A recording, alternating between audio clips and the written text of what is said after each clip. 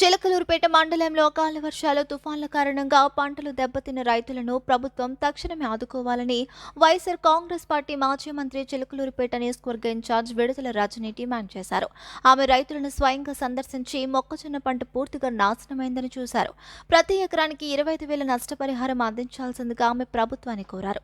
రైతుల తీవ్ర నష్టంలో ఉన్న అధికార పార్టీ నేతలు లేదా అధికారులు వారిని పరామర్శించలేదని ఆమె విమర్శించారు.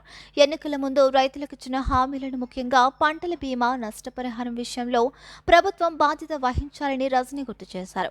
ఈ కార్యక్రమంలో స్థానిక వైసీపీ నాయకులు, కార్యకర్తలు పాల్గొన్నారు.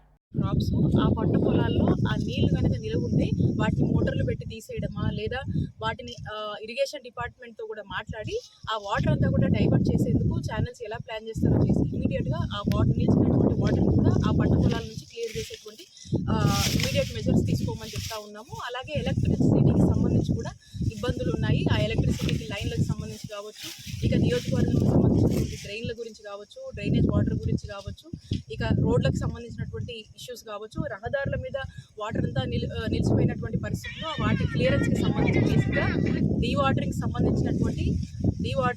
చేసేందుకు అన్ని రకాల మెజర్స్ ప్రభుత్వం ఇమీడియట్గా తీసుకోవాలని కోరుకుంటా ఉన్నాము. అలాగే ఈ తుఫాను ప్రభావం వల్ల ఈ నష్టపోయినటువంటి హౌజెస్కి సంబంధించినటువంటి ఇంటికి సంబంధించినటువంటి ఎన్యూమరేషన్స్ కావచ్చు, ఇటు క్రాప్ లాస్ సంబంధించినటువంటి ఎన్యూమరేషన్స్ కావచ్చు, ఇమీడియట్గా కూడా మరి ఈ ఎస్టిమేట్స్ వేసి సర్వేలు చేపట్టి ఆ ప్రాంతాల్లో తిరిగి ఈ ప్రాంతంలో ఏమేమి ఇబ్బందులు జరిగినాయో వాటన్నిటి కూడా ఎస్టిమేట్ వేసి ఇక్కడ ఉన్నటువంటి ప్రజలకు కూడా ఏదైతే ప్రభుత్వము ఈ క్రాప్ లాస్కి సంబంధించి కావచ్చు, ఈ సైక్లోన్ ఎఫెక్ట్స్ వల్ల వాళ్ళు ఇచ్చేటువంటి ఏదైతే ఎక్స్క్రిషా కావచ్చు, ఏదైతే ఈ ఫ్లడ్స్ టైంలో ఇచ్చేటువంటి రేషన్ కావచ్చు లేదా కాంపెన్సేషన్స్ కావచ్చు, ఇమీడియట్గా ఈ అన్ని ఎస్టిమేట్స్ కూడా వేసి తక్షణమే వారికి అందజేసేలాగా ఈ ప్రభుత్వం ఇమీడియట్గా చర్యలు చేపట్టాలి. ఎందుకంటే వారం రోజుల నుంచి కూడా మనకు హెచ్చరిస్తూ ఉంది.